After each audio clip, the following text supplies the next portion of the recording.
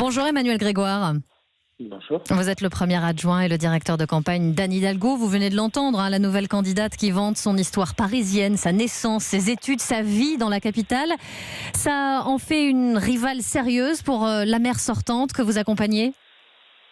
Écoutez, d'abord, il faut toujours être respectueux de ses adversaires. On prend personne à la légère et on respecte tout le monde. C'est le principe du débat démocratique.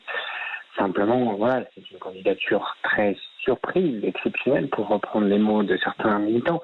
Il y a 2 jours, elle-même disait qu'il était impossible qu'elle soit candidate compte tenu de tous les sujets éminemment importants pour le pays dont elle avait la charge.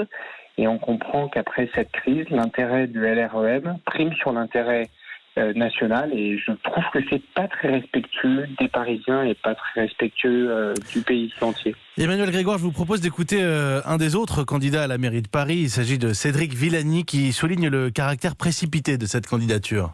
Je lui souhaite bienvenue, bon courage pour les 4 semaines qui restent dans cette campagne.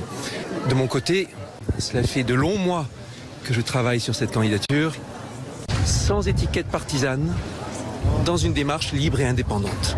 Alors, si on comprend bien, une course de fond pour l'un, un sprint pour l'autre, c'est là-dessus, sur le rythme de la campagne aussi, que ça peut se jouer, Emmanuel Grégoire ? Oui, vous savez, le sprint, on n'est jamais bon si on ne s'est pas préparé. Et là, ce qu'on observe avec Madame Buzyn, et je rejoins Cédric Villani, on ne s'improvise pas maire de Paris en 30 jours. C'est quelque chose qui correspond à un engagement profond, un engagement ancien qu'on a préparé, on a réfléchi sur les dossiers. Et donc elle vient, mais je dis ça en la respectant parce qu'on comprend qu'elle a été un petit peu forcée à être candidate.